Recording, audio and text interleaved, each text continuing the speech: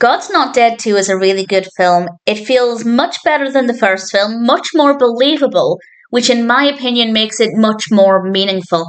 This was released in 2016. It's also known as God's Not Dead 2, He's Surely Alive. It's directed by Harold Cronk, written by Chuck Konzelman and Carey Solomon. And we have a cast including the wonderful Melissa Joan Hart. We have Jesse Metcalfe, and great cast, really great narrative. Melissa Joan Hart plays Grace, who is a teacher, and a student asks her a question. And Grace replies. And her reply is referencing God and the Bible because that was relevant to the student's question. Apparently that's not acceptable.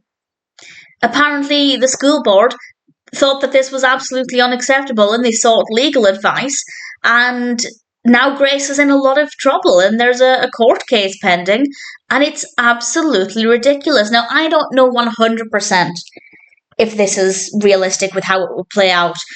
With the first film, absolutely would not work. I won't say what happens in the first film, but if the first film was realistic, I would hope the institution would be shut down immediately if they were allowing such a thing. Or at least drastic measures would need to be taken. Whereas with this one, I can kind of believe it happening, unfortunately.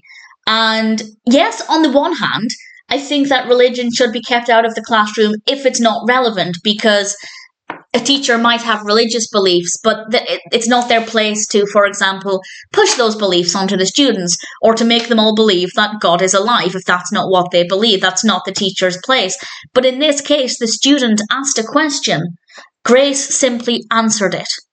How can that be wrong? And of course, that's what the film is arguing. That's the whole point of this. Should this be a bad thing? Should Grace be getting into trouble for this? And of course, I'm not going to say what the outcome is, but I think it's a really important film. I think that it's tackling a really important topic, and I think it does it with balance. Obviously, it's a faith-based film, that is worth bearing in mind, but I think it does it in a way that doesn't push religion down somebody's face. It has a fair discussion, a very fair and open discussion. There are obviously a lot of different perspectives from the different characters here, and as I said, I don't know if this is 100% how it will play out in real life. Maybe it's based on a real court case or a real case. I'm not aware of that, but if anybody has any thoughts on that, please feel free to let me know. But I found it to be really moving, really powerful, really thought-provoking, and significantly better than the first film.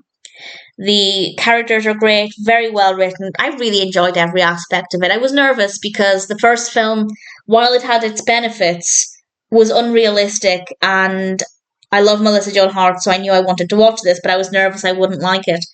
And honestly, I thought it was really great. I think they took all of the right directions with this. I came away from it feeling really satisfied, and I'm very happy to recommend it. If you liked the first film, absolutely watch this.